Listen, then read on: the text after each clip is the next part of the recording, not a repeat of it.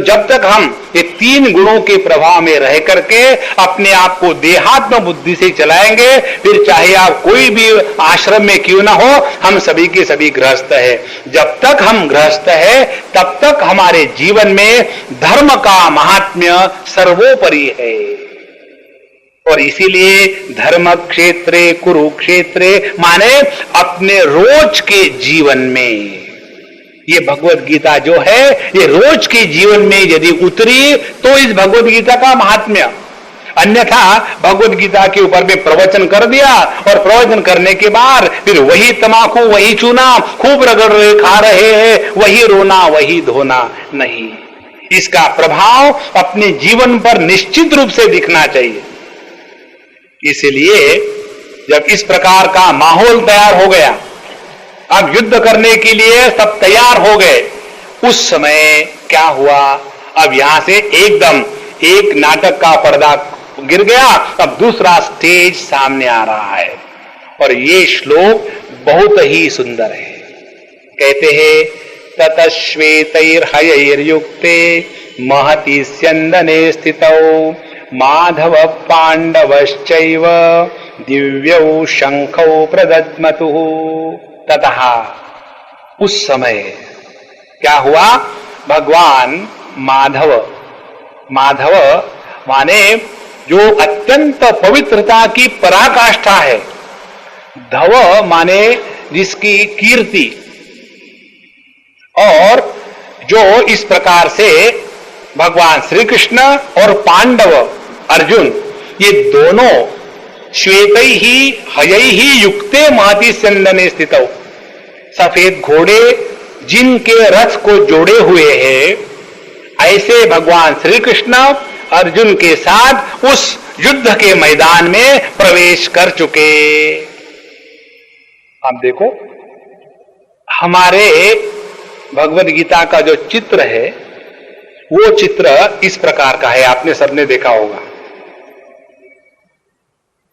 इसमें एक रथ है और इस रथ में जो रथी है वो है अर्जुन, और रथ का जो चालक है वो है भगवान श्री कृष्ण, और रथ को खींचने वाले घोड़े हैं और वो घोड़ों की लगाम है, और वो लगाम भगवान श्री कृष्ण के हाथ में है।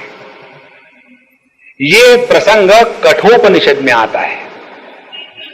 हमारे स्वामी जी कहते थे भगवान वेद व्यास जी ने चारों वेदों का संकलन करने के बाद उनके मन पर कठोपनिषद का ज्यादा प्रभाव रहा होगा, और इसीलिए उन्होंने अपने महाभारत में उसी कठोपनिषद के चित्र को इस प्रकार से प्रस्तुत किया। कठोपनिषद में आता है कि यह जो देही है वो रथी है, आत्मानं रथिनं विद्धि शरीरम रथमेव तु, जो हमारा देह है यह शरीर है, इंद्रियाणि हयानाहुः, हमारे जो इंद्रिय है वो हय माने घोड़े है, विषयांस्तेषु गोचरान, और जो विषय है शब्द स्पर्श रूप रस गंध, इन विषयों में चरने वाले ये घोड़े हैं, और ये इंद्रिय रूपी घोड़ों की जो लगाम है वो लगाम है मन, और ये लगाम किसके हाथ में है, यह बुद्धि रूपी सारथी के हाथ में है। अब ये रथ चल रहा है, लेकिन यदि ये रथ ऐसा हो तो कैसा, घोड़े बड़े दुष्ट है, दुष्ट अश्वा इव सारथे है, कठोपनिषद के शब्द है, घोड़े बहुत जबरदस्त है और वो लगाम कच्चा है, और जो सारथी है वो उससे भी गया बीता है, और उन घोड़ों ने जोर से झटका लगाया, उस झटके के साथ लगाम के साथ यदि सारथी घोड़ों के आगे आके पड़े तो उसका सत्यानाश हो गया। यदि वो जो लगाम है वो लगाम जिस सारथी के हाथ में है उसको यदि परचेस किया गया हो, करप्ट कर दिया गया हो, तो हमारे रथ की गति, हमारे रथ का जो डेस्टिनेशन है वो हम कभी नहीं पहुंचेंगे। इसीलिए पूरी साधना क्या है, पहले अपने जीवन को चलाने वाले ये इंद्रिय रूपी जो घोड़े हैं उनको अपने कंट्रोल में करना है।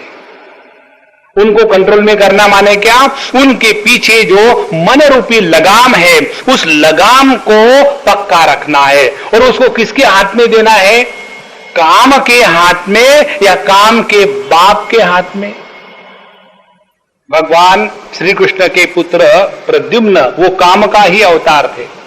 तो जब हमारा रथ इस काम के द्वारा गाइड होगा तो हम हमेशा अपना सत्यानाश करेंगे। लेकिन यदि हमारे जीवन का रथ चलाने वाला श्याम होगा, भगवान के शास्त्र वचन होंगे, तो हमारा जीवन नित्य निरंतर योग्य प्रकार से चलेगा। इसीलिए आखिरी में जाकर के भगवान कहते हैं, तस्मात् शास्त्रम प्रमाणम ते कार्या कार्यो व्यवस्थितौ। कई बार यह प्रश्न आता है कि ये कैसे पता चले कि हम भगवान के इच्छा के अनुसार अपने जीवन को चला रहे हैं या हम अपने इच्छा के अनुसार जीवन को चला रहे हैं? कैसा पता चले? इसका एक सरल उत्तर है। कौन सा? भगवान की क्या इच्छा है? जो ट्रैफिक डिपार्टमेंट है उनकी क्या इच्छा है? उनकी इच्छा यह है कि जिनको जिनको ड्राइविंग लाइसेंस दिया है वो अपने ट्रैफिक नियमों के अनुसार गाड़ी चलावे, और उनकी कोई इच्छा नहीं है। उसी प्रकार से भगवान की क्या इच्छा है? भगवान के वचन शास्त्र के रूप में हमारे सामने साधु संतों के द्वारा प्रस्तुत किए जाते हैं। तो यदि भगवान की इच्छा शास्त्र वचन है तो शास्त्र वचनों के अनुसार अपने जीवन को चलाना माने हम भगवान की इच्छा के अनुसार जीवन को चला रहे हैं। इसीलिए धर्म क्षेत्रे मनुष्य को ही मर्यादा होती है, पशु पक्षियों को नहीं होती। यदि हमारा जीवन मर्यादा युक्त हो, यदि हमारे जीवन में जो हमको करना है वो करना ही है, जो करना नहीं है वो कभी नहीं करना, इस प्रकार से क्या करना क्या नहीं करना इसका निर्णय हम स्वयं कभी ना ले। हमको क्या करना क्या नहीं करना इसका निर्णय लेने वाले हमारे शास्त्र होते हैं। जिस व्यक्ति के जीवन में शास्त्र का महात्म्य है वो व्यक्ति कभी भी गलत कदम नहीं उठा सकता। देखो, अब मुझे बताओ, ये शास्त्र का ज्ञान हमको तो है नहीं बाबा, तो क्या करें? इसके लिए हमारे तैत्तिरीय उपनिषद बताती है। क्या बताती है? अथ यदि ते कर्म विचिकित्सा वा स्यात् या वृत्तवा विचिकित्सा वा स्यात्, यदि तुम्हारे मन में कर्म को लेकर के या किसी विचार को लेकर के संदेह, विचिकित्सा माने संदेह, यदि संदेह निर्माण हो जाता है तो क्या करे? ये तत्र ब्राह्मणाः सम्मर्षिणः युक्ता आयुक्ता अलूक्षा धर्म कामा स्युः यथा ते तत्र वर्तेरन्न तथा तत्र वर्तेथाः। आप जहां हो वहां कोई ना कोई साधु संत निश्चित होंगे। ये मत कहना हमारे मुंबई में तो साधु संत है ही नहीं, यहां तो केवल माया नगरी है, ये गलत है। जिसको इस दुनिया में साधु संत नहीं दिखते उसके आंखों में मायोपिया हो गया है। तो ये तत्र ब्राह्मणाः सम्मर्षिणाः, वहां जो साधु संत है उनके पास चले जाओ, अपने जीवन की समस्या रखो और वो जो बताएंगे वो शास्त्र वचन होते हैं। माने जब हम अपने जीवन को शास्त्र के अनुसार चलाएंगे तब हमारे जीवन का जो रथ है भगवान श्री कृष्ण के हाथ में है। ऐसे भगवान श्री कृष्ण अर्जुन का रथ लेकर के युद्ध के मैदान में आए। और अब देखो संजय महाराज का बायसनेस, उन्होंने भीष्माचार्य जी की बात करी, द्रोणाचार्य जी की बात करी, दुर्योधन महाराज की बात करी, धृतराष्ट्र जी की बात करी, लेकिन जहां भगवान की बात आई उनके घोड़ों से लेकर के कोड़ों तक हरेक का वर्णन हो रहा है। क्यों? कि उनके प्रति प्रेम है। जिसको भगवान का वर्णन करने में आनंद आता है वही भगवान का भक्त है। जिसको भगवान के स्मृति में आनंद की अनुभूति होती है वही भगवान का भक्त है। अब यहां ये कल्पना करो कि दोनों साइड से एक जगह में पांडव खड़े हैं और दूसरे जगह में कौरव खड़े हैं, बीच में नो मैंस लैंड है और वहां अब युद्ध शुरू होने वाला है। कौरवों ने अपने शंख फूंक दिए हैं, तो उसी समय वहां युद्ध के मैदान में, जैसा हिंदी सिनेमा में होता है, ठक ठक ठक ठक ठक हीरो की कार होंडा आ गई और उसमें से वो कूद पड़ा। यहां हमारे भगवान श्री कृष्ण अर्जुन को लेकर के आ गए। देखो, ये बात हमने हमारे स्वामी अखंडानंद जी महाराज से पढ़ी है, सीखी है। वो बताते थे, वो तो प्रेम की मूर्ति थे ना, इसीलिए ब्रह्मसूत्र से लेकर के पातंजल योग दर्शन में उनका हृदय हमेशा पिघला रहता था। तो इसके ऊपर में एक बार उन्होंने टीका टिप्पणी करी, बड़ी प्यार की। कहते थे, एक व्यक्ति था भगवान का भक्त और उसको ये संस्कृत ठीक से नहीं आती थी और वो था बंगाल का। और बंगाली लोग जब संस्कृत का उच्चारण करते हैं ना, तो संस्कृत का सत्यानाश करते हैं, जैसे हमारे गुजराती लोग अंग्रेजी का सत्यानाश करते हैं। गुजरातियों को यदि अनाउंसमेंट करनी हो तो वो अनाउंसमेंट करेंगे कि होल मास नेक छे, उनको कहना होता है the snacks are kept in the hall, तो होल मास नेक छे, put your hand and get beaten.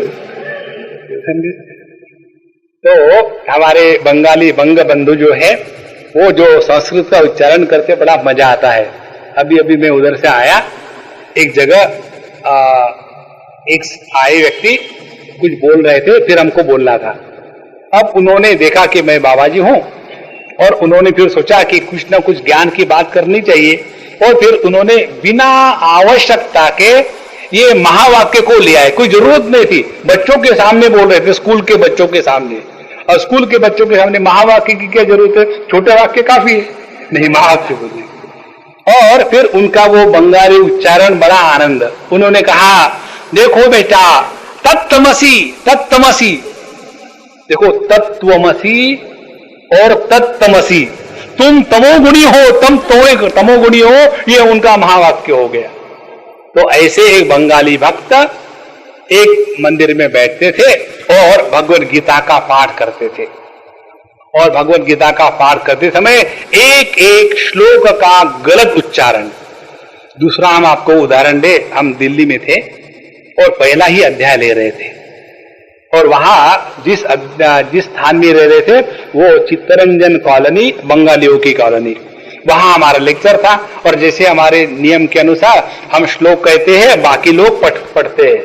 तो एक श्लोक आता है, शंकरो नरकायैव कुलज्ञानाम कुलस्य च, जिसके जीवन में वर्ण संकर होता है, उनके जो पितर इत्यादि है वो नरक में जाते हैं।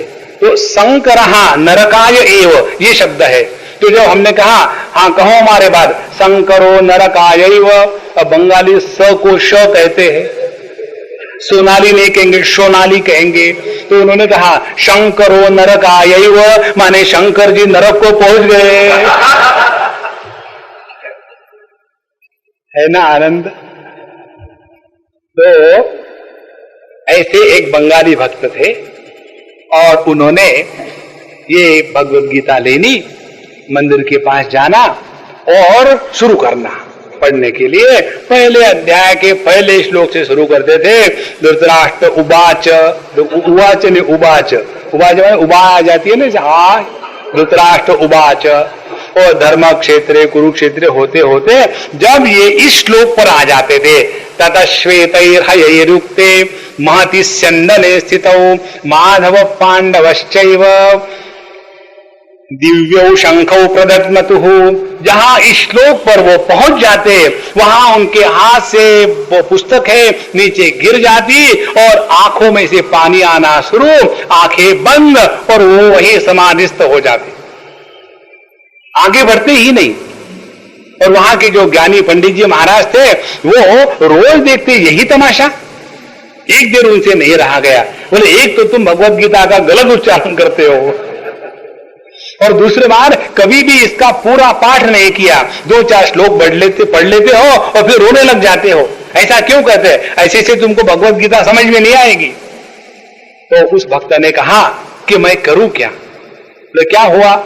जब बोले मैं ये पढ़ता हूं, ततः श्वेतैर हयैरुक्ते महति स्यंदने स्थितौ, एक बड़े दिव्य रथ में भगवान श्री कृष्ण अर्जुन के साथ सफेद घोड़ों का रथ है, उस युद्ध के मैदान में प्रवेश किए।